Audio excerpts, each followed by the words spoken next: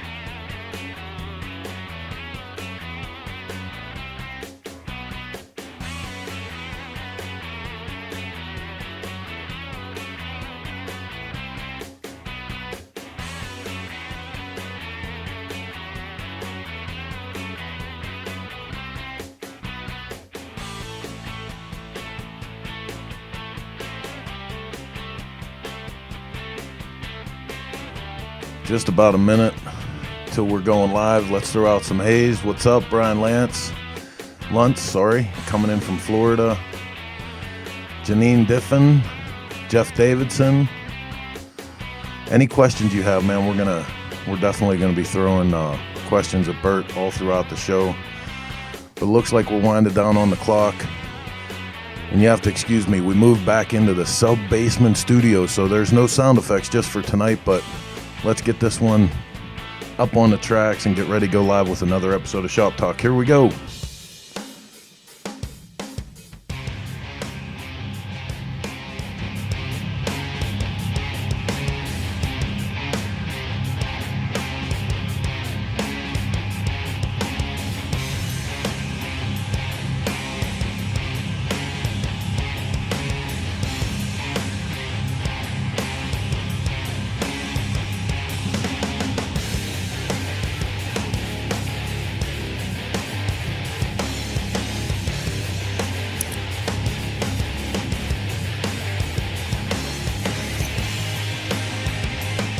Okay, scooter tramps and chopper jockeys all across the land. It's 9 p.m. or just a little bit after on the East Coast. That means it's time for another episode of Shop Talk.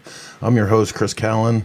50 floors below the street level. I've been waiting to say that again for so long. 50 floors between the street level. Whatever.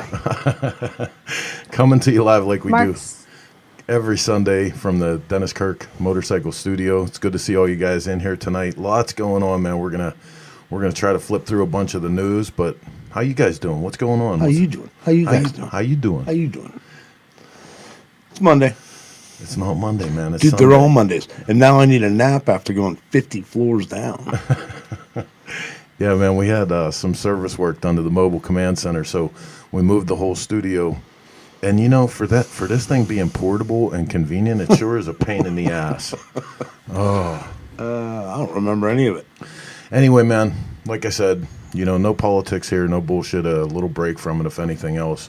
If this is your first time watching Shop Talk, this is something we do every Sunday, 9 p.m. Eastern Standard Time. One of the many programs we bring you from the Source Media Group. On Tuesdays at 9 p.m., we go live with Coast to Coast with Chris Summer Simmons and Michael Lichter. Wednesdays, Cannibal Chronicles, and coming back soon, Sunday, Cyber Swap Meets. Early morning Sunday, we go live with kind of like a home shop and network thing for swap meters. So tune in. You can check them all out on Cycle Source's Facebook page, on our YouTube page, Twitter, of course, over at Chopper Town, all of their stuff. Big support from them. We love those guys.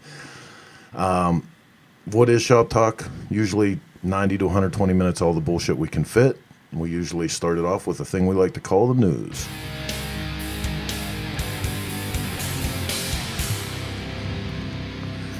First up in the news tonight, and with extreme sadness, I announce the fact that a man that we've all known, or at least you've seen his picture, has left this planet and surely going to leave a giant hole behind him. Mr. John Smith, Puppy.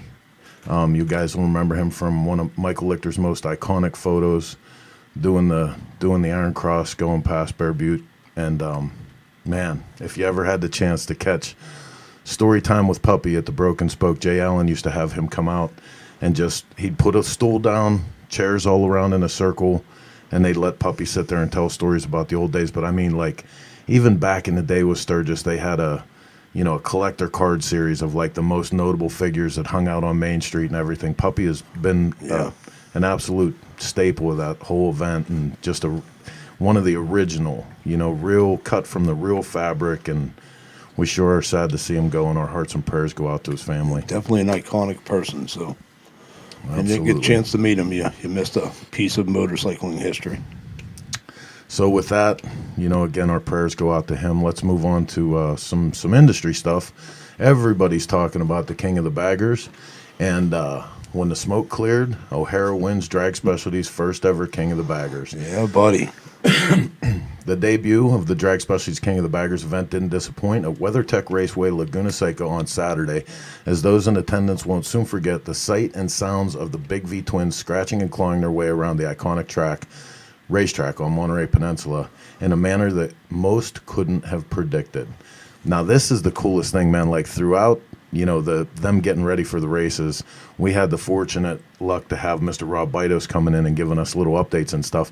And everybody there was actually surprised at the lap times those guys were turning. We're going to actually have Rob come in at the end of the show tonight, and he's there with the Sly Fox team, and they're going to give us a little update. But I think everybody was kind of surprised to see those guys get out there and get after it the way they did. Yeah, that's some big bikes to be doing that kind of speed. Yeah. What were you going to say, Heather? Oh, no, pretty much same thing as mine. Oh, I know. It would have been great to be there to watch that. Like, oh my God, how fantastic would that have been?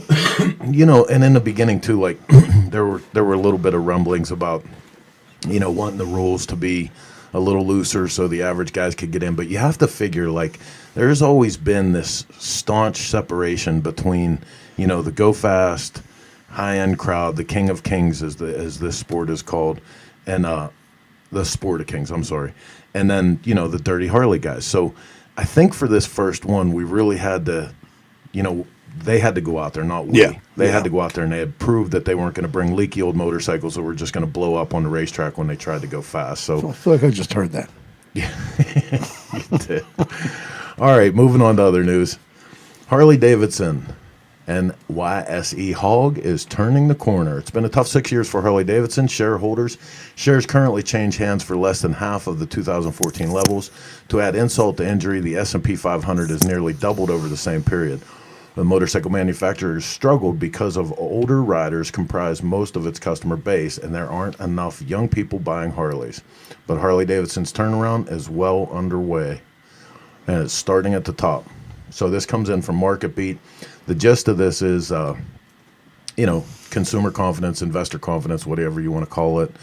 Jock and Zeitz, the new CEO at Harley-Davidson, and a lot of stuff that his administration is doing with the company is exciting shareholders. So we'll see what goes on. They sure do have a lot of new programs going on with the Livewire and the Pan American, and they're making cuts in some of their slower selling products. So could be good signs for Harley. They need a few. Yes, sir. Yes, sir. The Pan American looks cool, though. Hey, motorcycle business is tough right now. Yeah. Yes, it is. And let's hope Unless that. you're. What's that? No, go ahead. Let's hope. I can't get my timing right tonight. I don't know, but you're so far tonight. You're the queen of. If you what? Hey, buddy, could you? Right on. All right, so $10K awarded. This is coming in from KEVN, Black Hills Fox. $10K awarded to students by Sturgis Motorcycle Museum. Despite the short amount of time the students had, they were able to take 2015 Harley-Davidson Heritage Softail, strip it completely down, allowing for Arlen-S fork legs, a triple tree rake kit, stretched urethane tank, and new fabricated front headlight, transforming the bike into a Vicla-style motorcycle. Sturgis Motorcycle Museum. The mission of the Sturgis Motorcycle Museum Youth Build Program is to engage high school students in an industrial arts scholarship program that uses an annual custom motorcycle build as a workshop for teaching skills necessary to join the workforce. And they can thank Mr. Kevin Bass for pioneering such You go teach. fantastic ideas. Knock them out of the park. So I think we're going to save some of the news for when we come back after our first guest. Oh, boy. Our first guest is a complete innovator. Like I said in the early part of the show, if you guys had tuned in when I first kicked this on live, Bert has been a hero and a mentor, to me and all of our guys, really. And the things that he's done with motorcycle gear cases has been incredible.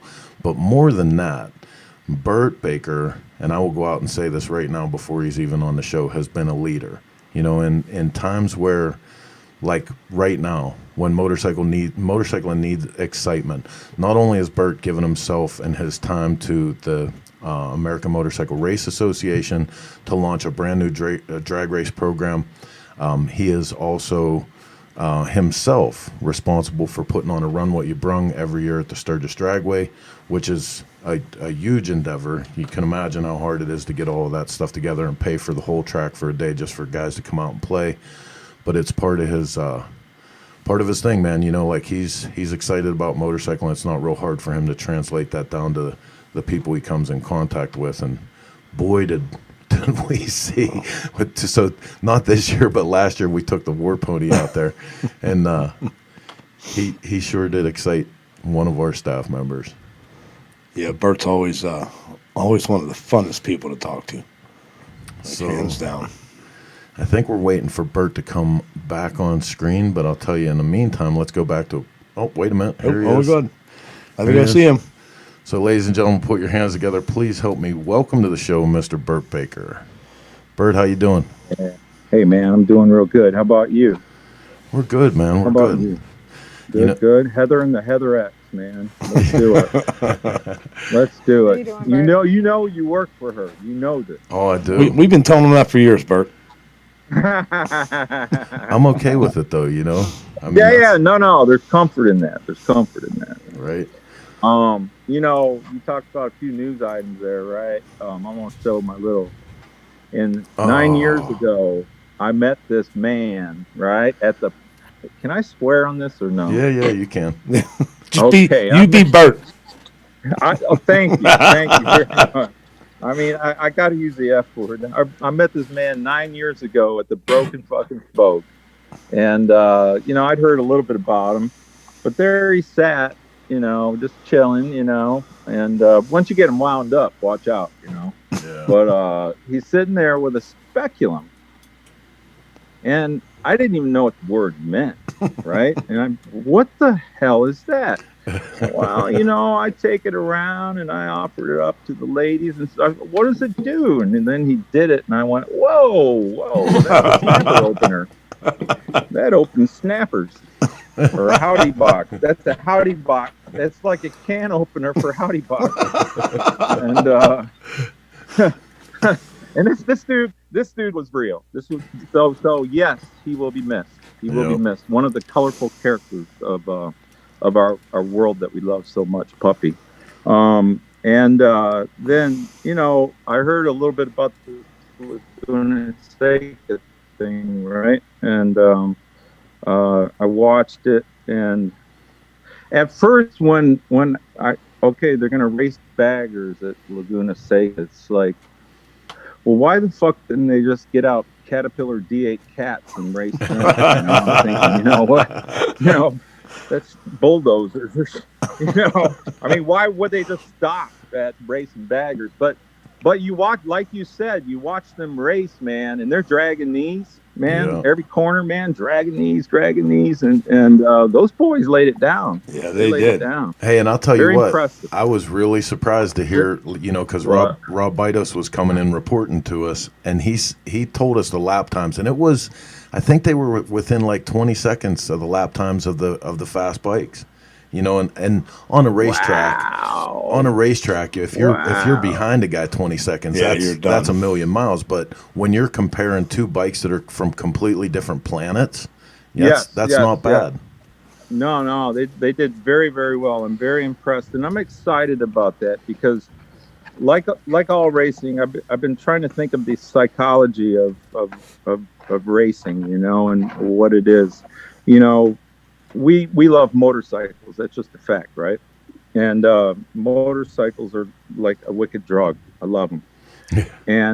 But if motorcycles were cocaine, then like racing is like speedballing or something. It's like I'm trying to. That's not a very. No, that's perfect. It is. It's right. Yeah, you're know what I'm 100% right. It is you take that level of intensity and enthusiasm. You know, I saw it at our local drag strip. I threw a leg over a motorcycle, you know, at our local drag strip for the first time in over a year, you know, and I was in the funnest part of it was talking to people in the staging lanes and getting a dose of their infectious enthusiasm. And so if motorcycles excite you, if the motorcycle culture excites you, get your ass to a race and you'll get a bigger, more intense dose. I mean, that level of intensity is just times 1,000. And you meet the coolest people, maybe not as cool as Puppy with a speculum, but pretty cool. You know, that's fun, you know. That's one of the things that we were saying early on, man, is like your event that you put on the Run What You Brung Day at the Sturgis Dragway. Yeah. That's the perfect opportunity. Like there's no pressure there to win anything, to do anything. You just get out and you see what it's fun. Like. Yeah, man. You know, and if you've never been down a drag strip before, I would highly encourage you to do so because it is church, man. When you sit at that tree and watch the staging lights come on and then the lights come down the tree, it's spiritual. You know that. I mean, Chris, you know it. You dig it, you know. Well, Mark too. Yeah. Like I don't know if you guys ever had this conversation, Bert, but Mark was part of the Fast Eddie Lazowski team back in the day at the Sturgis Dragway. They kicked some crazy ass. The first flash race at I'm humbled. The first flash race at Sturgis, we won, I think, 60 passes that year. It was the first. What was that? Like 92 Dude, or something humbled. like that. On a street bike, street class bike. Man, I love it. And there's I don't know much Shakespeare, but it should have been a pair of ragged claws scuttling across floors of silence. Yeah, and there's nothing like that. The feel of that, right? I'm humbled. That's good stuff. Yeah. And what we said, man, about you, what's great is like you are totally infected with the motorcycle bug. 100%. You know, I mean, here you are standing as excited as anybody would be. Yeah. Any one of us. There you are. You know what I mean? Dude, man, right. Just to feel that infectious groove, you know, and can I tell the Xavier story or? Yeah, no, go ahead. Can I tell it? So. So it was at our event at Sturgis a couple years ago. Chris and Heather, you brought your bike, and got to talk, and Xavier's as cool as they come, way cool dude, and I found out he had never been down a drag strip, and he was sitting on your bike, and he kind of had that like 4-year-old kid look in his eye, like, wow, this is cool, this would be fun. And I found out he never got down the drag strip, and I said, well, what are you doing? Get out there, man. And well, I don't know. I said, what do you got, a pussy in your pants? Man, he threw on his helmet, man, and he got out there. But that's not the fun part. The fun part of the story is when he came back, his grin on his face just told the whole story, man. Buddy. He had just experienced something, that was moving. And he's done a lot of cool stuff in his life, right? He's been blessed. And so that infectious groove, man, I just encourage everybody to participate. And we'll probably talk about our little AMRA event we're going to have in a couple weeks here in a minute, I imagine. Yeah, let's get into AMRA, a little bit of a discussion of what it is for people who might not know, and then we'll go to the event. Okay, the roots go back to a dusty town in Humboldt, Iowa, where they used to drag race on the city streets. One of those groovy things where the cop turns a blind eye, and you drag race on the city streets, and it's grown into this really eclectic collection of weirdos, but all obsessed, all very cool people. I mean, Mark, Chris, are you weird? Oh yeah, fit right in. Okay, there you go. Only in motorcycles. But you're proud. You're proud. You're weird and proud, right? Right on. And so it's this collection of weirdos, and it includes everything from beginners, or not beginners, none of it's beginners, but gas bike classes that have street bikes, all the way up to fuel bikes that do low 6-second quarter miles. And so it's been a tough year, though. It's been a tough year with this little pandemic thing. And we started out the season at Orlando during Bike Week, and then we had no more events during the year. But this one coming up in Rockingham is going to be epic. It will be epic because people been jonesing. You know this. Oh yeah, buddy. You talk to them. They're jonesing to get out of their house. They're jonesing to do something that matters. Jonesing to do something fun. And I would encourage everybody within 1,000-mile radius of that track to get their butts down there and participate. The neat thing about an AMRA event, unlike an NHRA event that's really high profile, is you can walk around the staging lanes, you can walk around the pits, you can talk to people. People are very inviting and willing to give up information, and drink the Kool-Aid, man. Just get your butt down there and drink that Kool-Aid, bitch. There's not going to be any cyanide in it. It'll just be happy stuff. Right. It'll be a lot of happy stuff, man. So this is 13th through the 15th. November 13th through the 15th, Rockingham Dragway. You can hit their website at rockinghamdragway.com. Find out all the stuff for it. Yeah. Really great schedule. Track. Yeah, the track is iconic. Yes, it Steve Earwood, track owner, is extremely professional, as professional as they come. He has a church down there. It's the Church of Speed. And that track has generated more, record-breaking times than most. And this time of year with the cool air, watch out, buddy. You get some serious speed. Good racing. There'll be some good racing. Now, on Friday, from 2 p.m. to 8 p.m., there's open test and tune, which means, let's say you're Joe Blow. You've never been down a drag strip. Well, there's your opportunity, buddy. You're not in competition. It's basically like the open format that of our event out in Sturgis at that drag strip. Run what you brung, kind of, as long as you have your safety equipment, your bike's safe.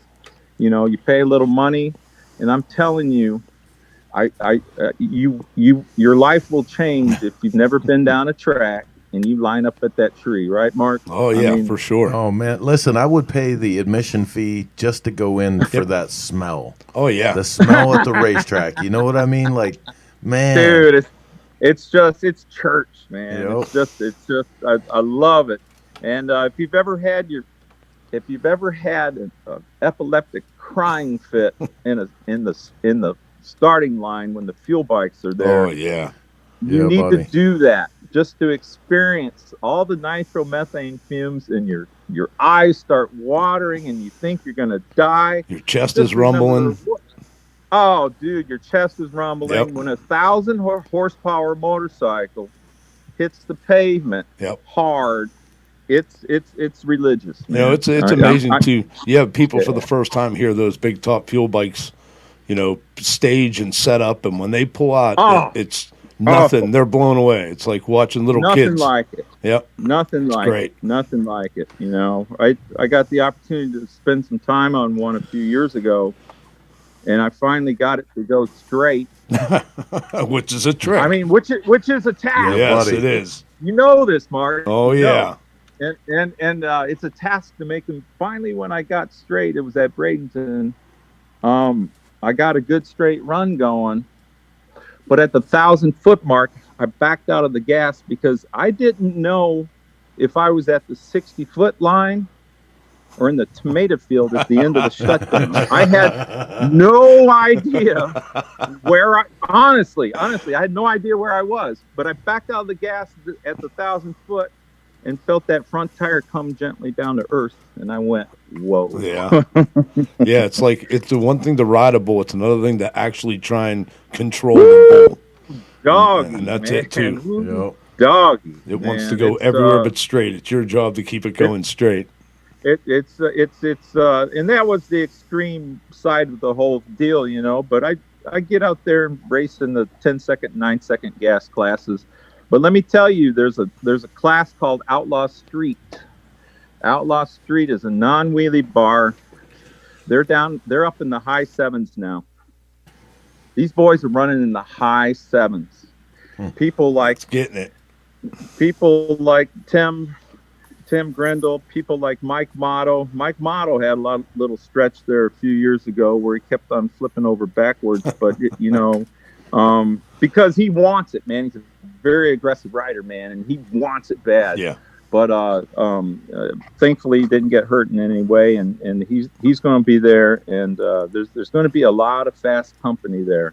But the thing is it's as interactive, if not more, than this show right now. You know, and people can get in there, ask questions. They can participate if they want, and I would encourage all of the above. And in most cases, you go to those racetracks and the people, unless they're like actually working on their bike, they have no problem sitting and talking to you. It's it's like walking through, your neighborhood. You can talk to people, and it's so interesting to see what these people bring and how they created some of these bikes, and it's nuts. Dude, they're really free. Yeah, free with information. Yep. I don't know if you're familiar with the Blind Melon video. There was a band of, Oh yeah. 10 or 15 years ago, and the little bumblebee girl, she finally walks through the gate. Oh yeah.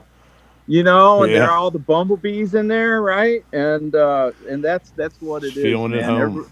Yeah, buddy. Everybody, it is your home. Please visit. We will take care of you. And so, you can get in the gates Thursday the 12th, actually, I believe, but definitely the morning of Friday the 13th. Racing's on the 14th and the 15th. There will be a shit ton of fuel bikes there, which are always fun, like we've talked. But there will be just a shit ton of gas bikes because people are jonesing for it. So, yeah, man. Yeah, I'm very excited to get down there. It's been a tough year, right? Yep. All around, baby. It's been a way tough year for all of us. Well, listen. You see Mary, my security guard, up there in the background? Wait. Let me go back. Yeah. She's my security guard. You see her? Yeah, that's great. Like Lisa and I were down in South Beach years ago, and I saw her and I said, man, I really like to get one of those. Boom, Lisa ordered one. She's got 34 quadruple D's, and she's a tough security guard, man. Watch out. Hey, so we have a bunch tough. of comments from social media that I want to pass on to you. Angela Toth, AMRA, let's hear 'em. is family like no other. Come see some of the best and leave a Sweetheart. party of the family. Sweetheart. Yep. Marjorie Yep. Clement, Bert, do you remember when you broke the S&S bike at Sturgis Dragway? We couldn't get any more runs after that. I don't even want to talk about that. That was a devious plot. Tony Tello says, what is Bert's fastest time on the quarter mile? Well, it was that one fuel bike pass. It was 676 at 202. Damn. And at the time, I'm not a very spiritual, religious person, but at the time, I saw Black Jesus, and he appeared. He appeared in front of me, and everybody knows Black Jesus is the coolest motherfucker on the planet. Everybody knows that. And I saw him, and he said, "Bert, be cool." That's all he had to say.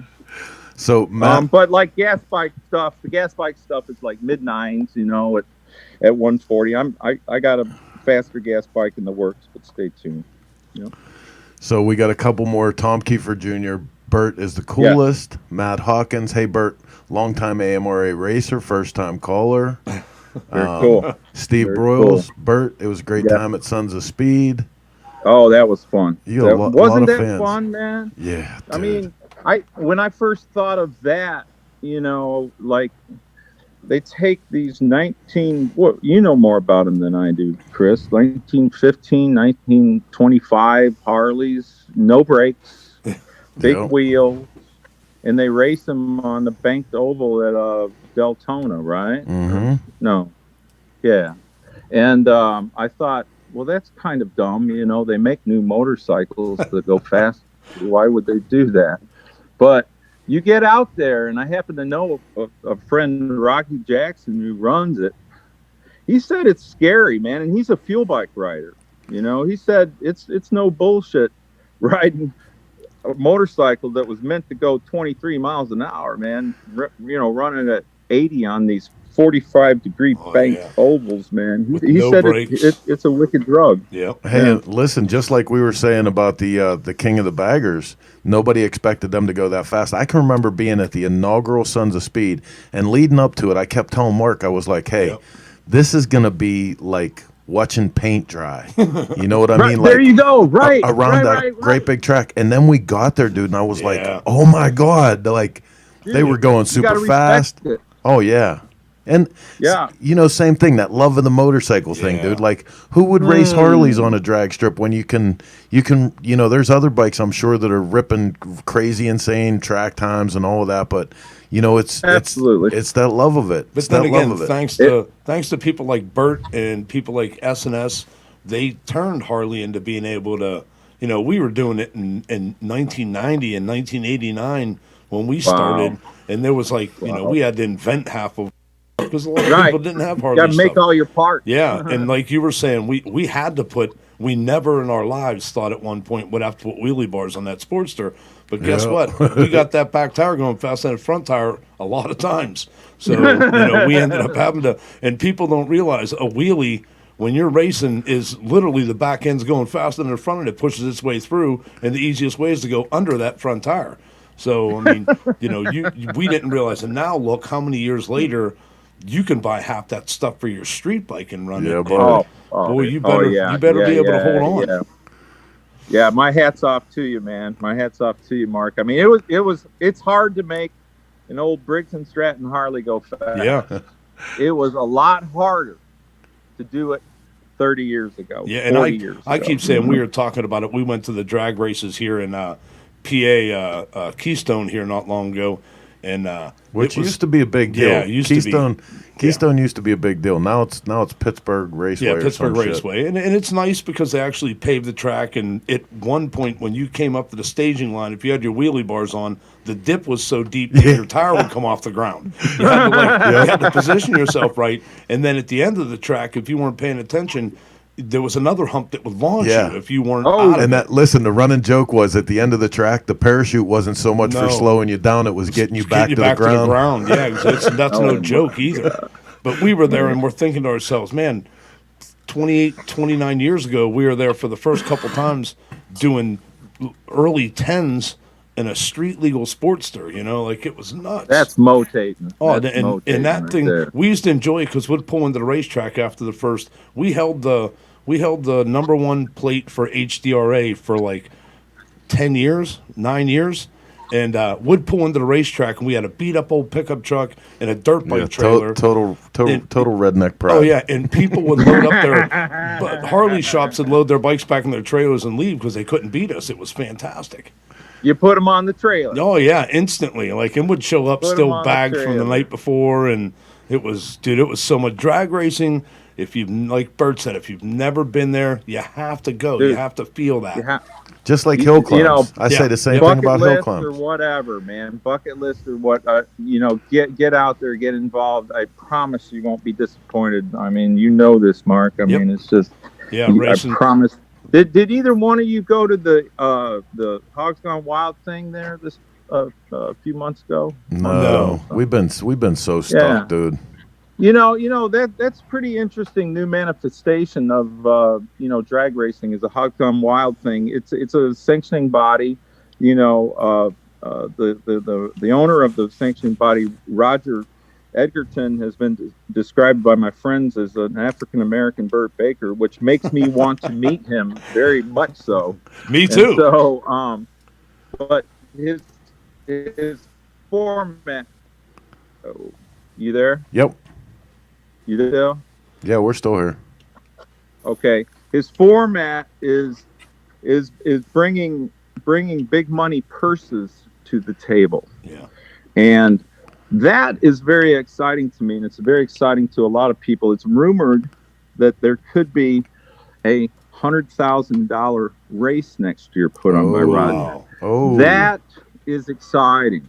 I mean, yeah. until the AMRA gets a nice relationship with a company much larger than mine, to get the purse money up, I mean, we're talking to a number of larger companies right now, and we hope that one of them comes to fruition because money excites people in racing, as you know, and so, but this Hogs Gone Wild thing is kind of exciting because it's new. It's not a traditional format. There's not the classes. It's more bracket based.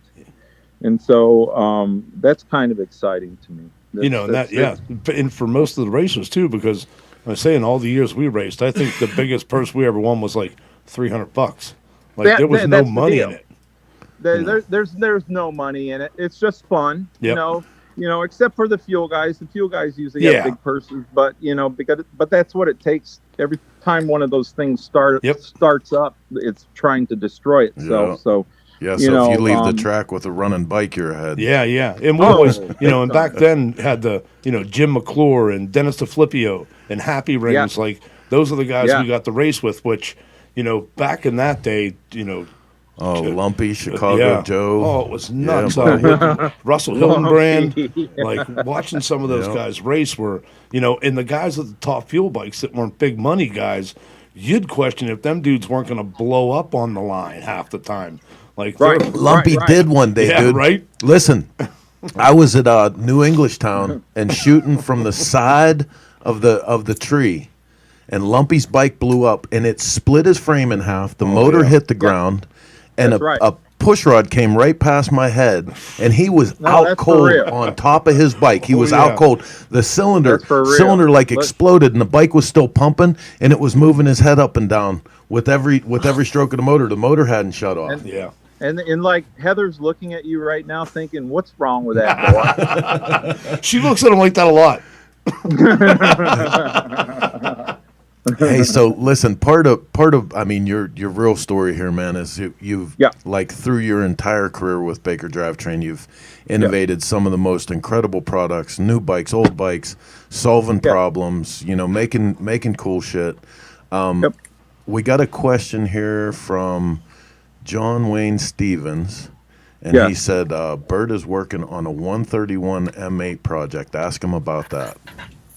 Yeah. I just picked up a new 2020 Glide, a garbage Glide, I think is the designated model. And let me tell you, though, with that new 114 motor, most new Harleys that I've purchased over the years, they can't get out of their own way in stock form. But this bike is a lot of fun to ride. And so we got plans to stick the 131 in there through our local Harley dealer, who's really cooperative and really cool to work with. And, pump it up to around 150 horsepower, 150 foot-pound, for the purpose of hurting transmissions, because that's the business I'm in. I don't view it as a motorcycle. I view it as a test bench for stuff. R&D, baby, R&D. There you go. That means baby R&D. That's blasphemy fast.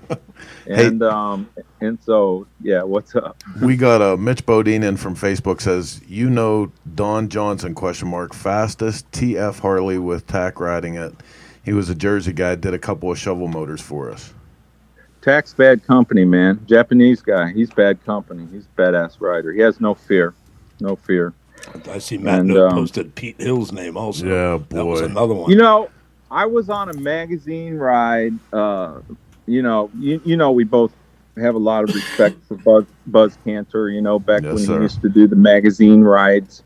And I was on a magazine ride in the Blue Ridge Parkway, beautiful riding, and I was I think I was on our 106-inch kick-only shovel Indian Larry bike, and I was busting like 80 miles an hour in this sweeper, and this old dude goes blazing past me, not on the inside, the outside. He like blazed past me with this crazy like beer barrel thing. You know how Pete always puts whatever that beer barrel thing, I think it's his gas tank or something. Yeah.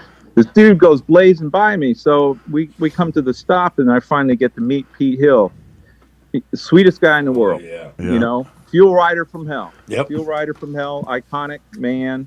But the point of the story is, he was probably, 75 at the time, but he could ride like the wind, and he still can, I hear. Yeah. So he drank the Kool-Aid. Listen, and that's no shit. I had the pleasure the year before last to pit at Bonneville with Pete and his beautiful wife, Jackie. Yeah. Jackie's sweetheart, man. Way sweetheart. Was Cherokee there with us? Cool. And same bike we were at the drag strip with you for Run What You Brung. And they had a thing called the Legends Dinner where, it was legends of racing and Bonneville and everything. And Pete and Jackie were up there, and they were telling old stories.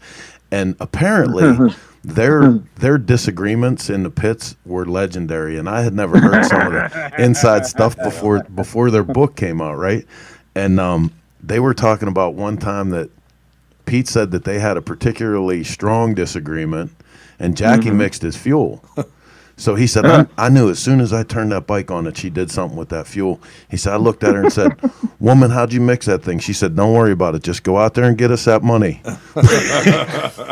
But that woman knew more about mixing fuel than anybody, right?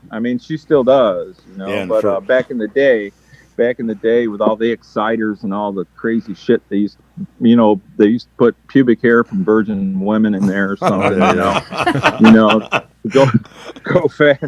That's some expensive shit, man. That's a true story. That's the funny part about it. You can be the best rider in the world. If your fuel guy sucks, you suck. Yeah. You suck. Yeah. That's just the fact. That's it. Just the fact. And man. So like I said, please come out and play. You will not be disappointed on the 14th and the 13th, 14th, 15th in Rockingham. It would be so awesome to go to that too. Yes, sir. Yeah. So man. A lot of things just in the time that I've known you, because Cycle Source we're heading pretty quick into our 25th year, but it was around year number 8 that we hit the national scene, and I got to know you, a little bit then, a little more every year after year. And man, when I think about that even, that was early 2000s and how much things have changed. Dude, most of it's changed for the better. Most of it. And I love to see our little world evolve, you know, and I want to do anything, and I'm sure you want to do anything to improve the species. You know, Absolutely. you know, I want to be dead and gone and have this whole thing thriving, because I think it has something to offer beyond a motherfucking video game. Yeah. Amen. Right Amen. Amen. You know, get out there and do it. Don't Yeah. read about it. Don't Google about it. Do it. Put hands on. Because in everybody's body, you got a little chemistry experiment. There's a little guy that runs a chem lab inside your body, and when you get those endorphins pumping, man, I mean, it's there. You can't get that on a video game. It's amazing what you can pull off when you get your stuff going. Yeah. Oh, dude, man, it's totally. And now the COVID can't go 100 mile an hour, so getting your bike and go for a ride. Yeah, no mask, no mask. You know, Yeah. the biggest thing I would Man, like to see a little bit more of is either get out and do it at the track, on the street, you know, with your buddies, by yourself, in the garage, and don't worry about if somebody's getting the picture. Yeah, right. You know, don't worry about if you have the right hashtags. Like, I'm almost wore through from that. Somebody said years ago, it doesn't count unless it's on film. Bullshit. Yeah. It counts. Go out there and do it. Yeah, man. You know, that's interesting. You know, that's one of the neat facets of the culture that we love is it's not only the motorcycle riding and the motorcycle, you know, making love to your motorcycle, but it's the garage scene. Yep. And, you know, working with your buddies on the bike, or a problem you're having, and that whole problem solving, you know, thing that you work through that makes it a lot of fun too. And once again, you can't do that on a video game. No, we used to say all the time, people would say how cool it was, you know, going to Sturgis and, you know, going to all these events, and, you know, for all the years with Cycle Source and with Lead Sled, that was probably only about a quarter of the time. The getting ready, the trip to, and some of those trips in the van with Chris and in that truck with Pat. God, I can tell the stories. The times where we'd, you know, lose a wheel or Oh my God, you know, lose a transmission and shit like that. That was the best. Yeah. You know, I learned that is the racing's the easy part, is getting to the racetrack. Yeah, exactly. The real race. It's the real race. Getting there and getting home is harder than the race itself. Yes. Yeah, our first flash race in Sturgis. It was my first trip to Sturgis. Was 49 hours. We had a van that couldn't. Yeah, it took us 49 hours from PA. You drive from Hawaii? No, well, it felt like it. We had an old Dodge motorhome, and the coils kept heating up. So at one point, we went and got a core, and I drilled a hole through the dog box, and the coil wire come to the dog box, and I had like 12 coils on speed clips, and every time the thing would shut down, would put it neutral, I'd switch all the wires over, turn the key, start it up, and keep on going. We lost the wheels on the truck. We lost a wheel on the trailer. That's good shit right there. Dude, we had. But you got a hell of a story, dude. That's it too. My first experience with the Black Hills was waking up at 3 a.m, broke down on the side of the road and stepping out and hearing a coyote or whatever the hell it was at that point. Scared the shit out of me. Good times. Hey, so there's good stuff, man. There's a couple more guys. What happens while you're busy making plans? Absolutely. Yeah, right. Absolutely. Yeah, so there's a couple questions here I want to get to for sure. Like Rob Nussbaum is asking if you'll make some gears for their JD model Harley-Davidsons. My answer to that is a simple canned answer is I'll make 2-speed transmissions for dildos if there's a market. See, man, it's all about the Benjamins. This is what I love about you, dude. And like what I was starting to allude to about how much the culture has changed around this thing, because you know, you can tell how long you've been into it, and you know where you come from in it. And I think some of that flavor, you know, of course, I don't want to be openly offensive to anyone, make anybody feel uncomfortable, you know. No. But you know, the grain of it. Like I love the grain of that. Like, you know, that's the shit that I came up sneaking peeks into Easy Rider magazine, and I miss some of that. Right. Yeah, it's intoxicating. That's the only way I can put it, man. It's really intoxicating, and it's good for the soul, right? Yep. I mean, for real. Yep. You know, I mean, the world's going crazy. Get on a motorcycle, you'll forget all about that crazy world. I promise. That's right on, man. I promise. Yeah, that's cool, man. I want to thank you for having me, man. No, absolutely. You guys have anything new coming up at Baker you want to talk about here? No, we're working in the dildo market right now. Moving up in the world. Yeah. No, there's a big market for that. There's 7 billion people in the world. That means there's 3.5 billion women. That's a lot of market opportunity. Well, we have a buddy that his wife went from being a stripper to being a dildo salesman, and boy, he said, funny how she makes money now. So I guess there is a market. Man. She's literally cutting out the middleman. Yeah, literally. Yeah. The boys at Vance and Hines gave us an SOS call on Monday, you know, because they blew up the transmission in their bike, right? And so they had a grudge box in the bike that took number 2 there. So we're kind of proud of that. Right on. You know, and so we helped them out and got one out the door that day, and then they went racing, man. And so, you know, it's more of a stoplight or drag race transmission rather than a Laguna Seca, but it looks like it served them well because they were less than 2 seconds behind, you know, the Indian. Yeah, buddy. You know, that's good racing. Boy, and I'll tell you what, a lot of controversy is going to come out of that, because here we go with India and Harley duking it out again now on a different form of racetrack. But boy, Indian, you know, helped by S&S, of course, is sure just keeps whooping Harley's ass. Yeah, you know, but that's healthy. That's very healthy. Yes, it is.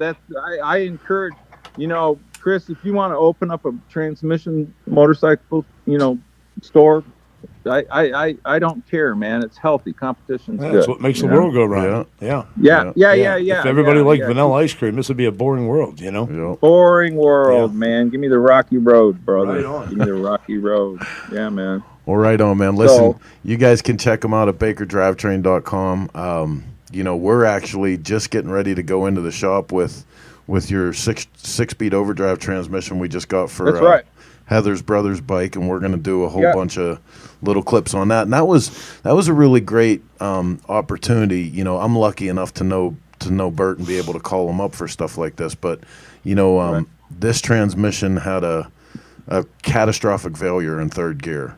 You know, and then it leads me to call Bert, and you know, Bert gives me the advice. But I'm like, right off the bat, I'm like, look, man, there looks like teeth just coming off of everything. I'm not sure about this. It seems like a case for, you know, let's just replace the whole thing, right? So replace it. Well, you know, I made the mistake many years ago of putting my last name on the trap doors of every transmission. So I take this very fucking personal, Chris. Right I take on. it very personal. Right on, man. And I love what I do. As you know, I love what I do. Yes, sir. Because that keeps the quality up. Heather and the Heatherettes, it's been great talking to you. All right, Bert. Well, listen, man, thanks again for coming on tonight. Cool, man. And always a pleasure, Bert. We'll have to have you on again quick. All right. I want to see your ass in North Carolina, November 13th through the 15th. Get your ass down there.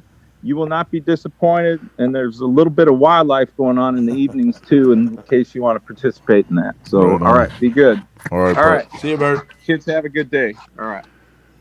He's awesome. Oh, yeah. He's always so much fun. Awesome. He's an energy conversation by all means. All right. I forgot how wound up you get about drag racing, too. Oh, yeah. I love it. So listen, lots one of my more favorite things. Lots more coming up on Shop Talk. We still have a bunch of news to get through. We have the surprise guest at the end of the night, which I kind of let the cat out of the bag, that it's Rob Bitos coming in with a post-race report. This is Shop Talk coming to you live like every Sunday, 9 p.m. Eastern Standard Time from the Dennis Kirk Motorcycle Studio. We're going to take 2 minutes here and do a quick turnaround for some of the advertisers here to pay the bills for the show. Don't go anywhere. We'll be right back with more Shop Talk. I joined the military straight out of high school because I felt like I really needed some direction in my life. And what I got out of it was a sense of purpose and, more importantly, to be part of a brotherhood. I started riding when I was 21 on sport bikes like most of us do when we're 21 years old. Quickly, I transitioned into love of a cruiser. My perfect ride would be with all my buddies with me, riding on the coast of the ocean. There's something amazing about having all your friends with you in the perfect scenery all at the same time. My bike is a 2015 Harley-Davidson Dyna Fat Bob. My favorite upgrades to it so far are my custom fairing and my 16-inch ape hanger handlebars. My name is Brandon LaBelle, and I'm a Dennis Kirk rider.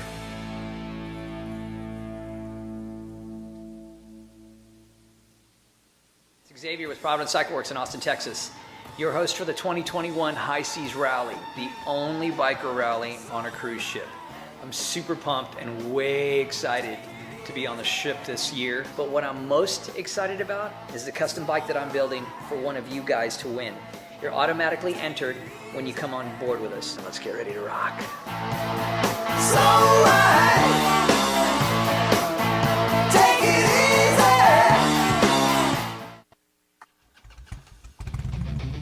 Hey, this is Chris with Cycle Source Magazine. I want to thank you for watching the flagship show of the Source Media Group, ShopTalk. We go live with ShopTalk every Sunday at 9 p.m. Eastern Standard Time, but it's only one of the many programs we offer from Source Media. In addition to that, Wednesday nights we have a show, Cannonball Chronicles, that looks into the life and times of cannonball racers as they prepare for this year's Motorcycle Cannonball. Thursday night, we have Bike Night Live that goes into the bike night culture, the food, the fun, the hanging out with people.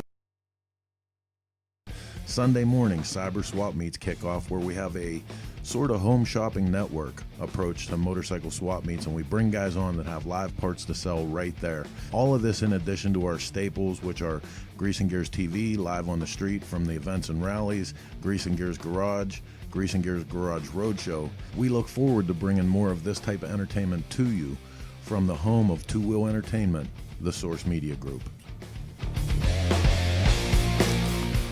All right, so we're back, man. So we're back. Could you imagine? Excuse me. Every day, going into work and working with that man with that level of energy and it'd be awesome. The ball busting that must go on, right? It'd be a good time. He'd fit right in with us. So. Oh yeah, absolutely. Yeah. Absolutely. So, hey, man, Shop Talk, like, you know, the commercial just said, one of the many things that we're doing. We started ramping all this stuff up around the time that the shit hit the fan with COVID, but we're really glad that we did, because what an awesome community that we brought together. We want to make sure that we're throwing a shout out to Choppertown. If you guys haven't checked out Choppertown, not just these shows they carry, there's shows from Dave and Jody Pirowitz doing chopper history, Rick Fearless, the Big and Rick show. Spacey puts some stuff up every once in a while. Jackie Van Ham has a show that goes on there. Gina Woods with Open Road Radio. In addition to that, they have a lot of the short films and classic films from the motorcycle industry, past and present. Really great stuff like Choppertown the Sinners and, you know, their Garage series. And really, really good way to waste a Sunday afternoon is to get out there and just, you know, watch some motorcycle program through Choppertown. Heather, Tony Tello says that you're quiet tonight, so you're on. I know, because you guys won't shut up. We're talking about drag racing, damn it, with Bert Baker. Tony's the second person to say that I've been quiet, and it's only because you guys have had such a good groove going on, and I know when not to interrupt. So have at it, fellas. You're doing a killer job. Oh, geez. That'll cost us. Right? No, I'm being absolutely 100% sincere. Like, drag racing is your thing, so I've just been minding the chat box, and hey, listen, it's good. I thought Mark was going to red light right out of his chair for a minute. Like, hey, we don't get to talk about drag racing and racing and shit that much. He was getting flinchy, man. Yeah, I was going. That's all. I know. I'd actually like to go down to Rockingham for that weekend. Oh, dude, that would be so cool. It's not hard to get there. Invited, I know the instructions or the directions. Yeah. How many times? I think I could drive there in my sleep. Yeah, and what do you mean he's not invited? He's probably driving. Oh, man. So listen, let's get back to a couple news stories before we have our not surprise anymore guest on. Next up in the news, coming in from the Hudson Valley Post. This story. Yeah, this one here. Orange County Choppers donated its custom police bike to Blue Lives Matter New York City. Paul Tutter Sr. and his crew at Orange County Choppers built the custom motorcycle back in 2004 to honor police following the 9/11 terrorist attacks. On Wednesday in Newburgh, Orange County Choppers handed over the keys to the police bike to the president of Blue Lives Matter NYC, Joseph Imperatus. Totally cool with all the controversy that goes on, man, showing these guys some love. Hats off to them. They're going to actually use that to raise money for the officers and the families. I'm not exactly sure how. I think they're going to be auctioning it or raffling it off to go towards supporting officers and families that have been injured or fatally wounded in the line of duty. So right on. Well, that's good because those guys have a tough job. No shit. You see what's going on in New York? They're having a hard time filling the positions, even of people that are retiring. So, oh yeah, give them a break. I know when I've had the few occasions to interact with the local constabulary, I've been less than pleasant. Well, so congenial. In my younger years, I had actually thought I wanted to be a police officer, and am I so thankful in this day and age that I did not take that road. I mean, kudos to all the people out there, one bad that apple are doing that job. Yeah. It's just like with anything else, there are good ones and there are bad ones. You can't lump them all together. Yeah, no, I totally You just agree. can't. Right on. So, hey, more kind of sad news. I know we're all waiting for, the beginning of the year to see if we're turning a corner on the shutdowns and the hold downs and the wait a minutes. And this just came into us just yesterday, I think. The Mama Tried event has already been postponed for 2021. So they're moving it from February to date December. to December 4th and 5th, 2021. As like with Flat Out Friday, we'll also move along with it. Yeah. That's such a bummer. I mean, it is not to that I see that really so love early, going right? to Milwaukee in February, but just the sign that they're going from February to December is slightly disheartening. Yes, it is. Yes, it is. But I think on the flip side, I think we're going to see a lot more pop-up grassroots, like down and dirty chopper motorcycle parties popping up everywhere. So I think that will be refreshing as opposed to the rally in a box. Be nice to see some kind of rallies going on. No shit. Something. People just need a break, man. And I know, a lot of people are still uptight about, and obviously like the COVID thing is no joke. Yeah. The gentleman that we talked about at the beginning of the show, it was reported to us that there were complications that involved COVID with his passing away. And I mean, it's not a joke, and it's touching people that and at the same time, it's another job or another job. I'm reading comments. It's another year of your life that's going by, and it's hard to balance that. Yeah. Hey, Chris, do you mind if I take a second? Nick Hildebrittle is Please. here, and a couple weeks ago, he asked to see the paintings behind me. Can I show him? Yeah, go ahead. Do you mind? Well, he's asked a couple times about them, and I just saw him pop in. So I think the one he was talking about may have been Hokahay. Well, actually, they're both Hokahay. Yeah. Wait a minute. I can't see which way it goes. One was no, you're missing it. Which way? Which way? A little more right there. There you go. That was Seth Leibowitz. Seth used to put paintings in the magazine every month, and he did a nice painting of me out on the first Hokahay. On the Pearl. And then, on the can you Black see the Pearl. other one? And that painting I did for the grandson of the chief of the Lakota, and that was to honor the Hokahay. I did that for his birthday one year, Mr. Jim Red Cloud. Still miss him to this day. Sorry. He's asked a couple times, so I thought we would just take a minute and show him. Plus, I like showing off your artwork. I'm sorry. John Toth, Bert Baker for president. Wow. Would that be fun? Dude, I would love that debate. Because I'll tell you what, if you ever thought that one candidate was going to walk over and slap the shit out of another one, yeah, right. It would happen with Bert Baker on the stage. I'm telling you right now. You can't help but love Bert Baker. You just can't. His energy is infectious. It's just, and it's as crazy and chaotic as it is, you have to smile around him. And the funny part about Bert is, like, when you talk to him, like me and Chris were laughing, like, you walk away sometimes and you're like, holy crap, like, what just happened? Yeah, what was that? Yeah, and then you, like, pay attention to it, and he, like, everything he says, it all, like, flows together. He's a wordsmith for sure. Okay, one more story we got to get through, and this comes from, because our next guest is waiting. This comes in from Yahoo Finance. Harley-Davidson recalls Livewire bikes for software defect. Oh boy. The gist of this story is that there's about 1,000 bikes that are on notice for this.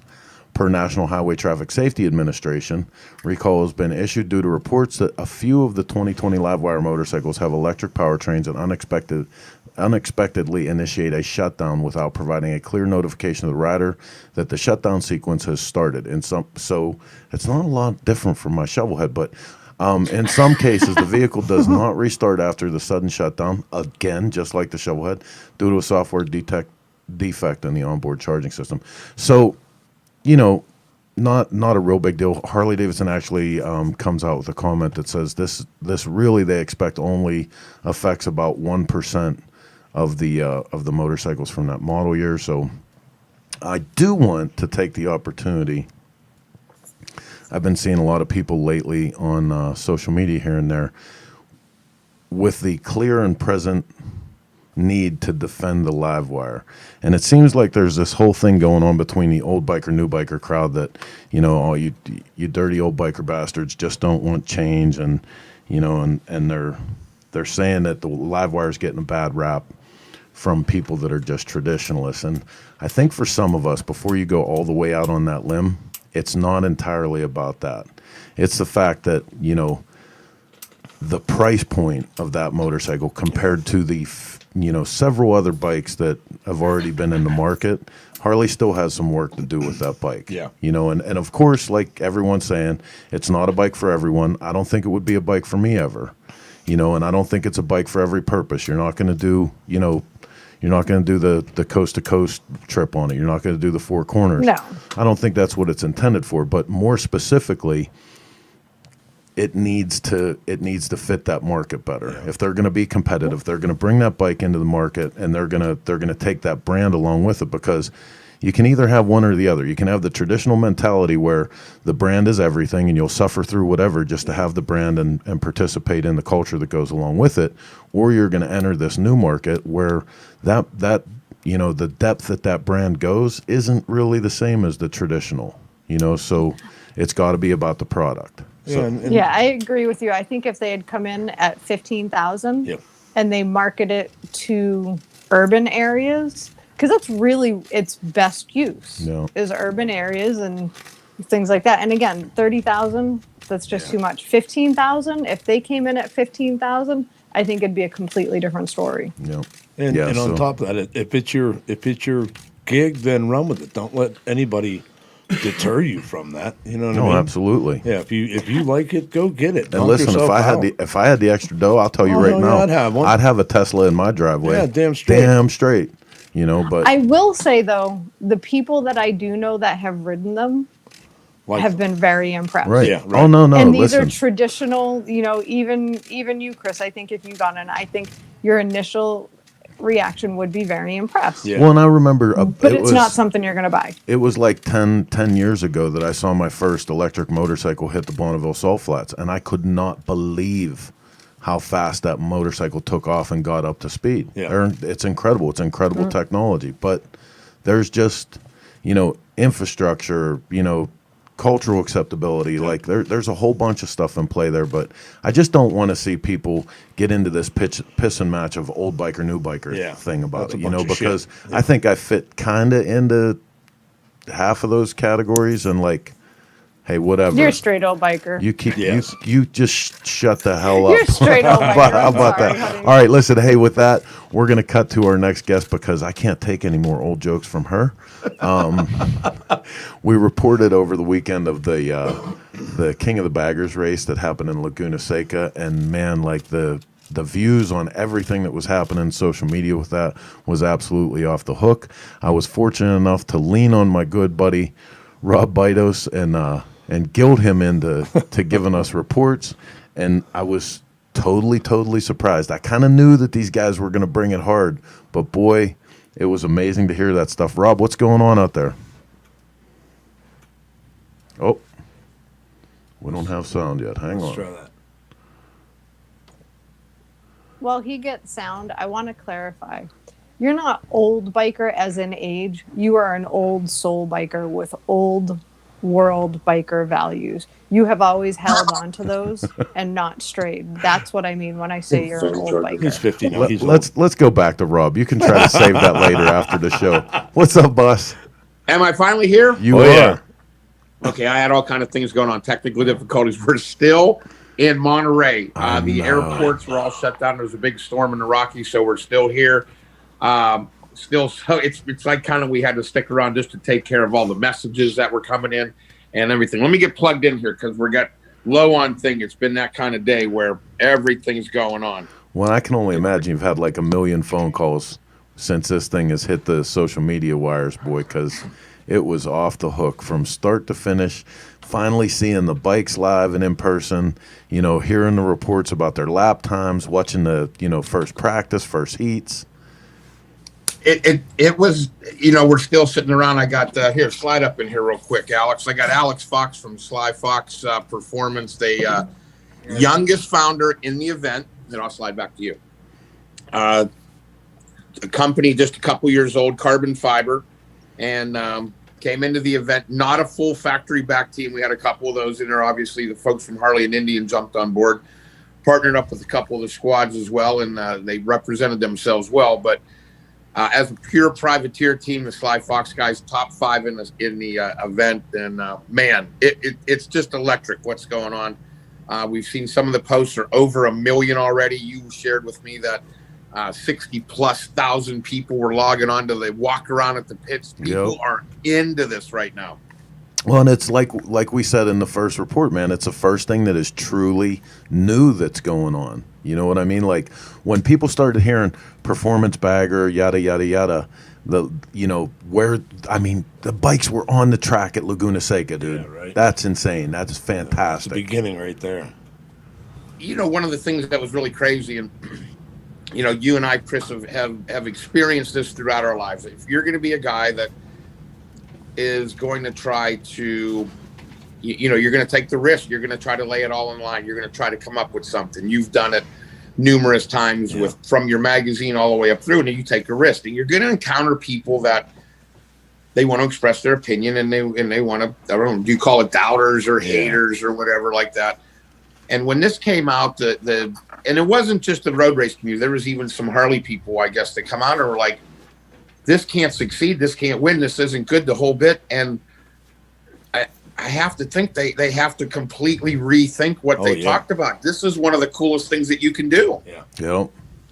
And where do they think that it wasn't gonna be cool? Oh, they're gonna scar the tracks. The bikes aren't gonna work. The people aren't gonna be into it. They're not gonna really go that fast. They're not gonna be able to, I mean, everybody wants to be an opinionist, and they want to throw out all their professional knowledge on stuff. We just knew when we were talking as a group of aftermarket, you tell a bunch of aftermarket guys they can't do something, they will go do it. Oh, yeah. Then you mix in the fact that it's a motorcycle thing, they're going to show you twice as hard that they can do it. They're going to hurt themselves doing it. Yeah, right. Well, that was kind of what we said, too. Like, we had a guest on last week that was, pushing the idea that, like, with the rules and everything, it would have been nicer to see it be more inclusionary. But I was telling Mark earlier, I can totally understand. You guys had to prove that you weren't just going to come out onto this world-class facility with leaky old motorcycles that were blowing up left and right, and prove that these bikes deserve to be there first, you know? Right. We had to go through tech inspection. There was videos that the riders had to watch that Ben Bostrom didn't watch the video. They had him on a no-ride list. this is no joke. This isn't coming to some kind of event where, you know, whether it's at Sturgis or Daytona, things where we've always been inclusive and welcome, and you walk into a bar. This is a world-class racing facility with the most incredible amount of etiquette that had to be followed. We wanted to make sure that not only could we deliver what we said we were going to do, but it was done with people that had something to lose. You know, their products were on the line, and I think everybody rose to the occasion. But don't worry, you're all going to get a chance real soon to do this.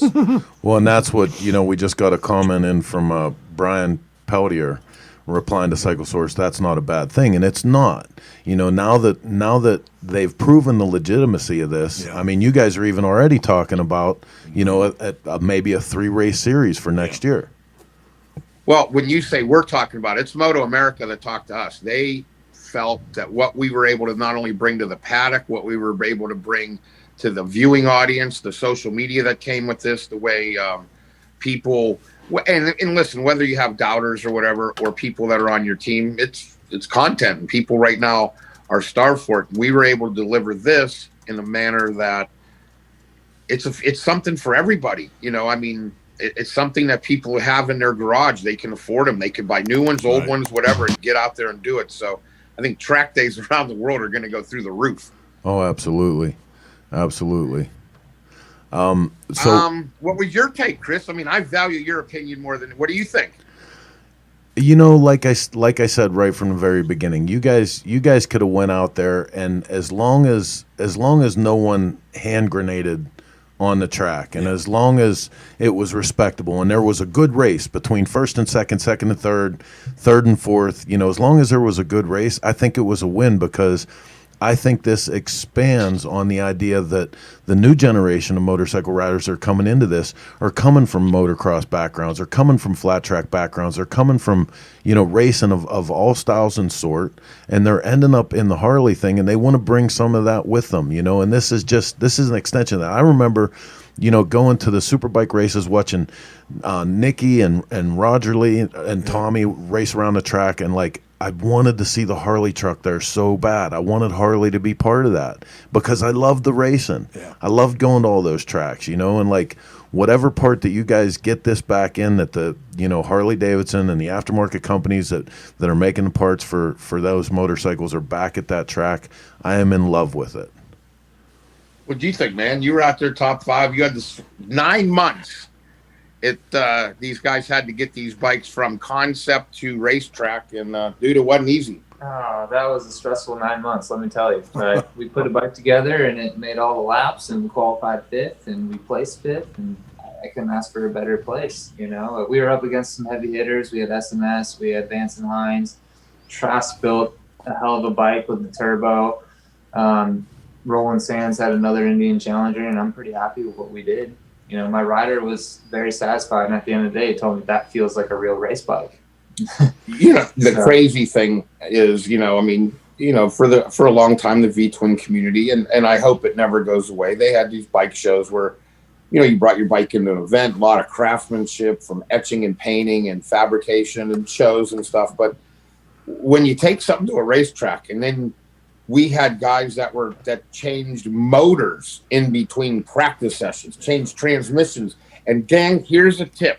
If you need something about 90 or 120 miles away at 11 o'clock at night, just call an Uber. They'll pick up a transmission and deliver it right to the track for you. I know, like next hour service. It's really a good deal. That's quick thinking. Yeah, I mean, it was like that, and guys were thrashing to get these things done. You know, you go to a bike show, maybe you wipe your bike down if somebody puts fingerprints on it.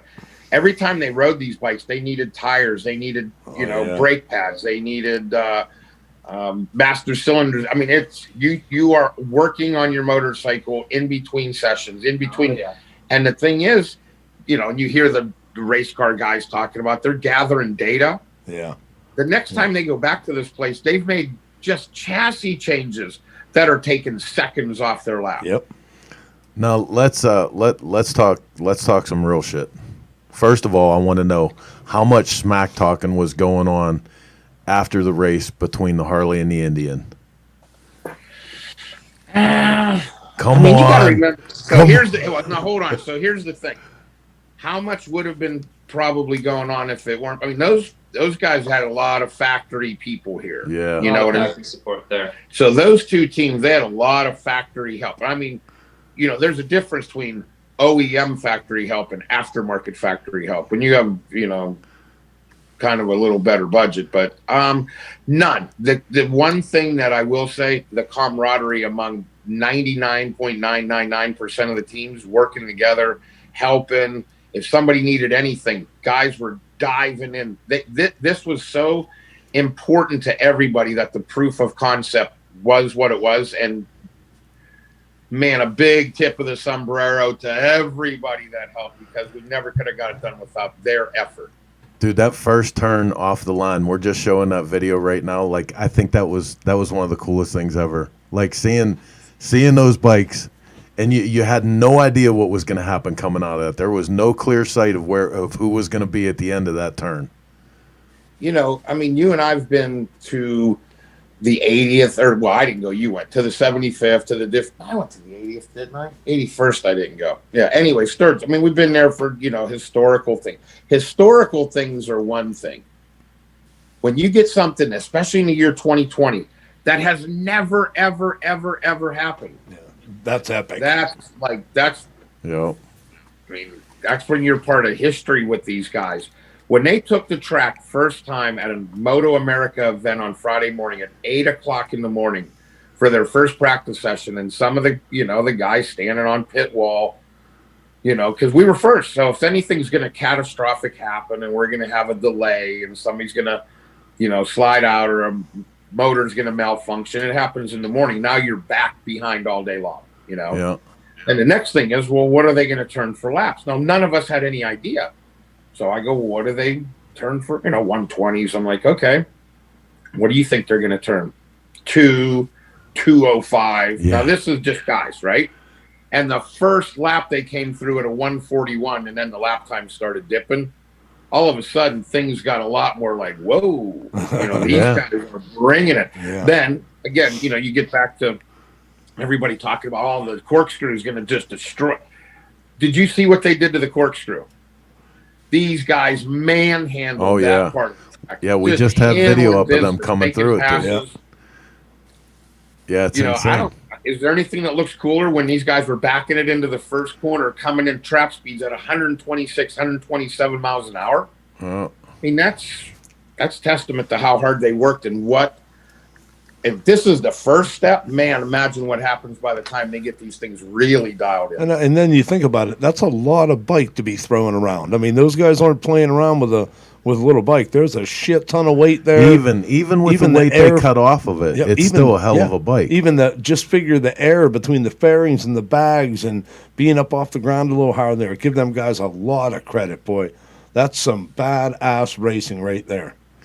No, the guys that rode the bike, every single one of them, just did the V-twin community right. They showed what's possible. They showed what's capable, and I think they showed what the future might be holding for. They made history. Yeah, hands down. No, absolutely, proudly. That everyone they made part of it history for sure, and. Yeah, I mean, I think the future's kind of bright right now. I think that anybody that doubted it now has an understanding what could happen. I think the aftermarket companies are going to see massive growth in what can be done. And honestly, I'd be really stoked if Harley-Davidson took note, started building an aluminum swing arm, mid-mount control, single shock, ratio, upside down 4 cartridge clicker, giant, massive rotors. Meet the customer at their need, absolutely. Knock the thing down to 550 pounds, So what was the biggest aw shit moment? For me? Or the people there? Frankie Garcia's loop out, which terrified us. The Roland Sands bike. Did you see that? No. They were practicing starts on Saturday afternoon. Corey West on the Sly Fox Road Glide took off. He was right behind him. Spun this Indian Challenger up, dumped the clutch, did not move a foot, and the thing spiked him into the ground. He broke the handlebars in half on his femurs. Wow. And had to wake up every night from 11 o'clock at night when he went to bed till that morning and stretch out and get in the tub before he tightened up and wasn't able to ride. But he came across the line in third place. So, hey, tip of the cap to him as well. How'd our boy Willie Pig do? Had his stereo cranked up. Yes. He had the playlist going. He was the only guy with floorboards out there. Oh, yeah. The guys from our Ness, they're outstanding, obviously, the whole Ness family. And when they came on board, it was super late. They probably had 28 days to get ready. It was something that happened. And when they came on board with a great attitude and said, let's just go have fun. But yeah, he had a great time. I'm sure the very next time you ever see him at an opportunity like this, and he has a proper time to get ready, the guy can ride a bike. Yeah, he's a trip. It was all supposed to be that way. We were all trying to push what beggars were, and somehow it got all competitive, and some teams joined, and the flip switched, and it turned into a bigger race than what we all thought. That's great, man. It really is. And obviously we're playing video right off of the Moto America Drag Specialties coverage of it. And you said that thing's already clocking up to like a There's million. a YouTube video of it that Moto America put it up that's over 1.1, and this was a while ago. Now the event is officially, we were kind of laughing about this. We started it on January 12th. By starting it, we have a discussion at the Newport Beach Elks Club. Fred Fox puts his blessing on it. Now we can proceed.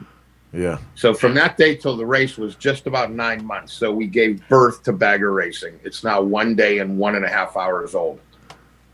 Well, I'll tell you, our little bundle of it's joy. cool as shit. Yeah, buddy. I'll tell you But what. so I see a long. So 2021. Do we have a cycle source entry? I mean, Oh boy. I told you on our wait a minute. I told you Heather, come on. I told you on our phone call earlier. I fully intend, especially Heather, because one of the races might end up at the racetrack right up the road from us. Yeah. And I'm gonna reach out to our sponsors. Rob, are you gonna pay his life insurance? No, I'm not. I'm not gonna be the racer. There's real guys. Okay. There's Pro racers for sure. He's probably gonna have Valentino Rossi ride his bike. Yeah.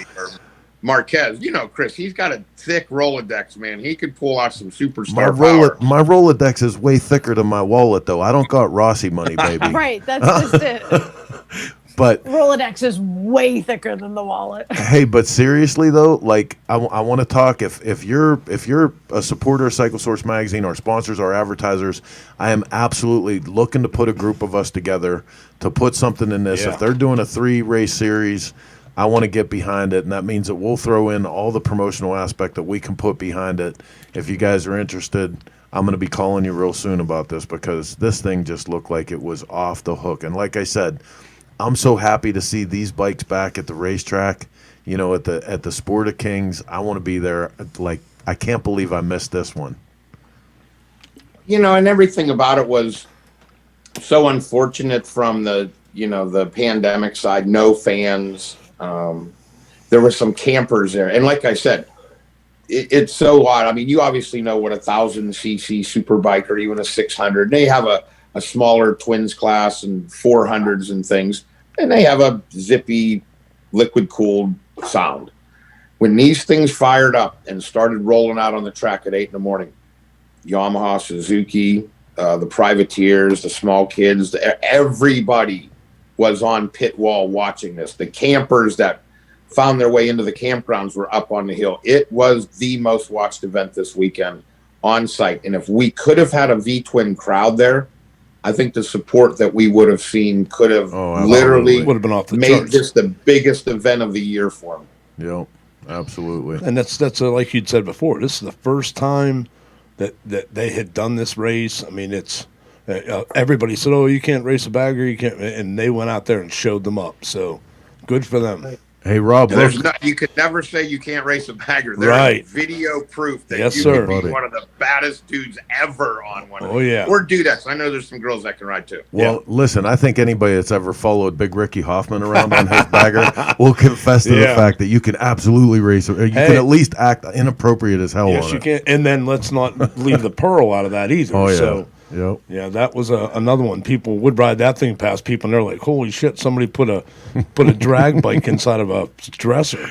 Hey, so I got my first sponsor. Cycle Stop USA is Yep. Yep. Jason Yep. Holman, Cycle Stop USA is in on the team bike. You go, Jason. You're Right gonna on. have you're gonna have so many. You're gonna have so many sponsors. I think you could have easily one of the best bikes there. You've been to Bonneville. You know what it takes to build a race bike. Yep. A lot of safety wire, a lot of friends. I'm reaching straight out the zippers. Like Yeah. Danny, was just gonna say, Danny, can we I call will Danny? be calling you tomorrow morning.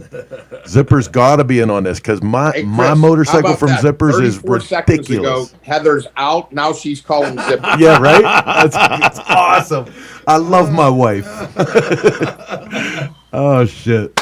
Right on, man. Well, listen, I want to thank you so much for taking some time. I know you guys are stuck and probably frustrated and want to get your drink on, because that's exactly what the hell I do with a massive labor. I mean, like, talk about, the ups and downs. You go from all of this exhilaration of pulling this thing off, and that's like, okay, Waiting for an airplane. just hang on. Yeah, hold on. Stay there for a minute. Do not. Well, move. you know what was kind of good about it was, we were still here in Monterey when we woke up in the morning. So a lot of the teams were still here. And we had that last little morning send off. And, I mean, it's been, and you've been at events like this where the vibe, you can feel it. You know what I mean? Like everybody's in a different kind of, I think everything's just going on. I think all your endorphins are just wide freaking open, and you can't duplicate what racing can do to your soul. You just can't do it.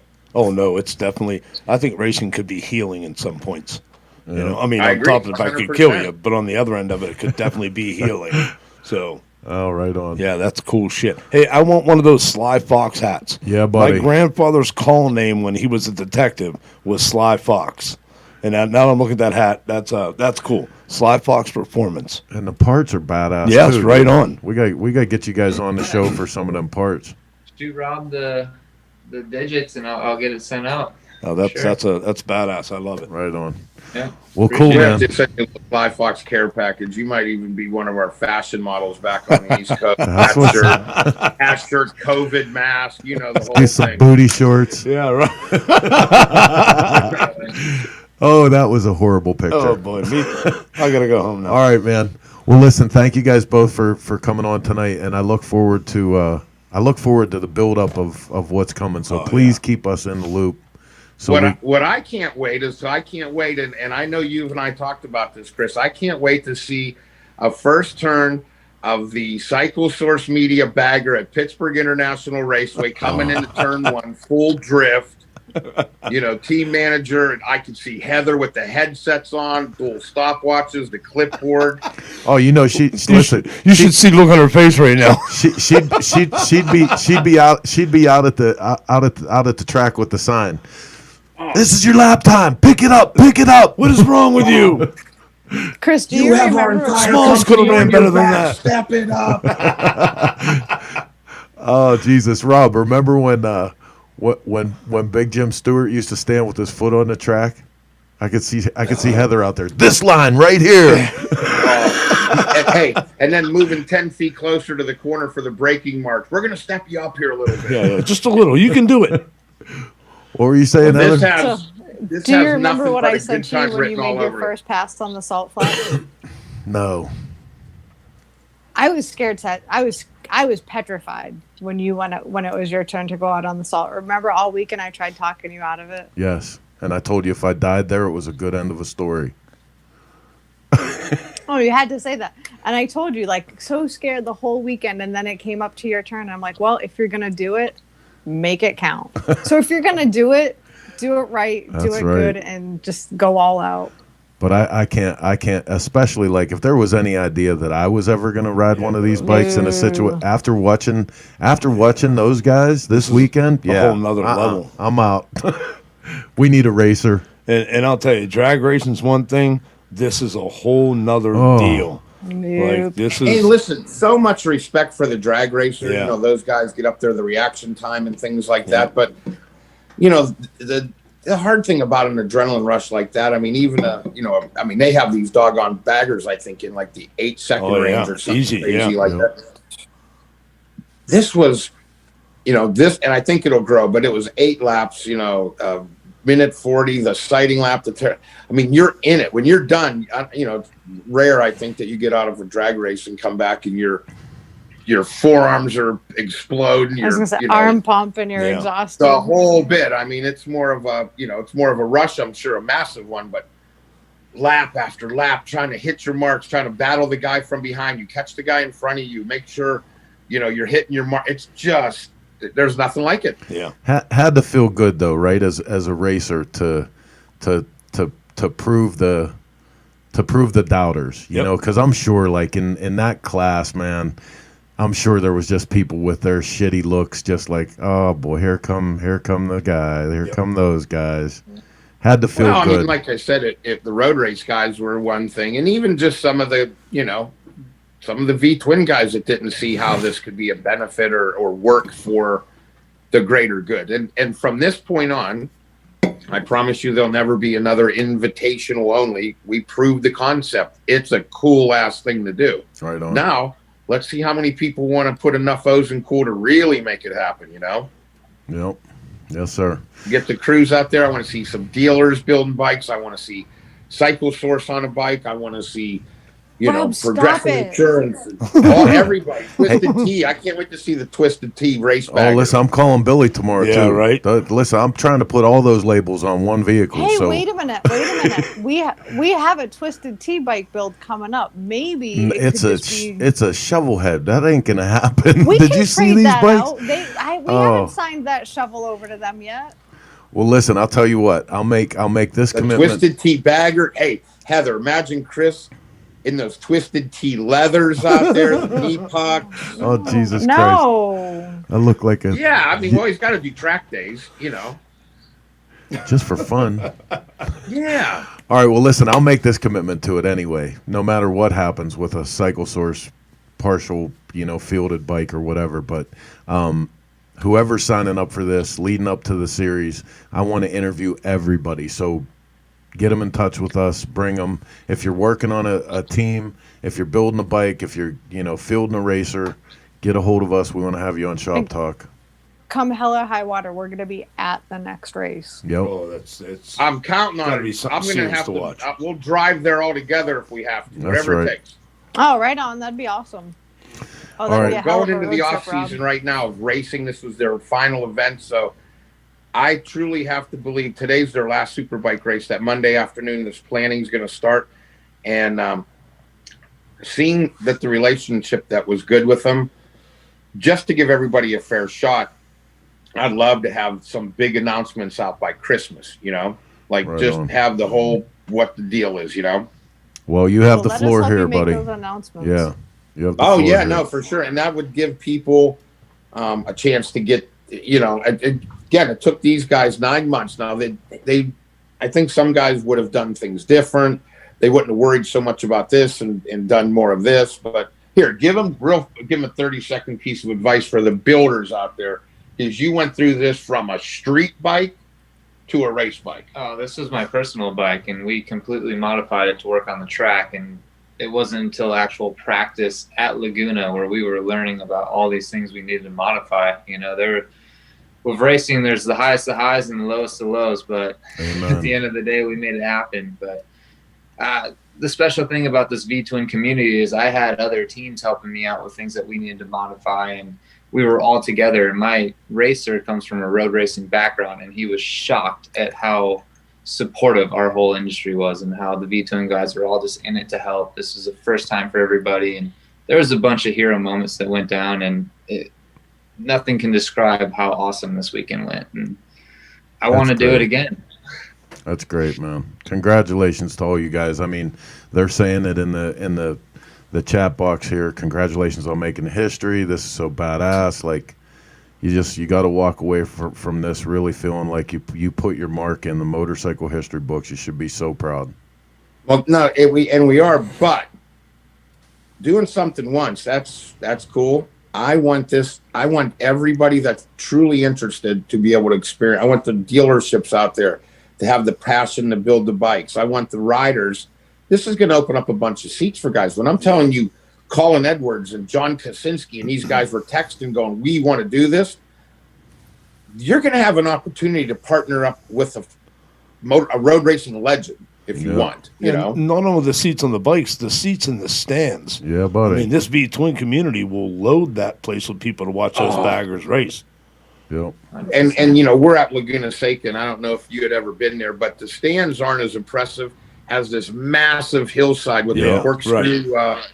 That place would have looked like, I don't know what it would look like. It would have looked like nothing we've ever seen. The whole, and it's going to happen. We're going to get this pandemic behind us so we can all get back together and just be part of each other's lives and experiences. And when folks, you get this one, you're going to walk away either going, I've never seen anything like that, or I want to do that better than anything in the world. You know what that hillside would have looked like, Rob? It would have been like the old days at Steel City. Steel City, exactly. That's it, baby. Man, we could have the hill party in the grass. It would have been bananas. Yep. Right on, dude. Well, listen, we're going to cut you guys loose. Thanks again for coming on. Totally appreciate all the help through the weekend, letting us bring some sneak peeks to everybody, and congratulations again. Can't wait to see the Twisted Tea Road Glide Cycle Source bike out on the track. Powered by Zippers.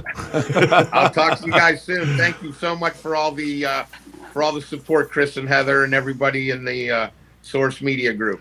All right, man. Thank you. Be safe, Rob. See ya. Yeah, buddy. What a great thing that went on there. I love Rob. Yes, sir. That's some good stuff.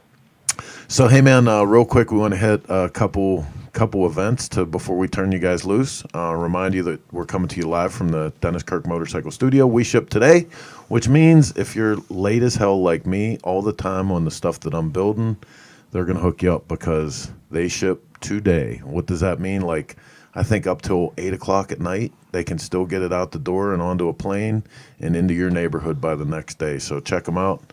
Dennis Kirk, we appreciate their support. All of our sponsors, if you look up in the corner there, we got a lot of people to pull for the show, and we appreciate everybody for that. Coming up in December 5th and 6th, you can see all or part of us at the Central Florida Wheels of Steel event that is going on. We partnered up with Cycle Stop USA on this. We're going to be doing a bunch of media stuff from there.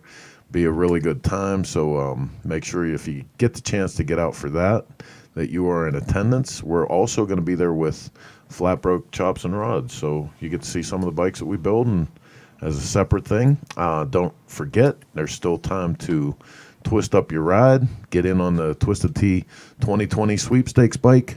Yeah. The T-Dozer that's going to be going off any time here. Again, I want to put a mention out for the drag races coming up in Rockingham. And I know it's still like kind of a year away, but man, am I looking forward to the High Seas Rally. I cannot wait. So, that's going to be the coolest job we've ever had. And this is why I bring it up too, right? Just because saying.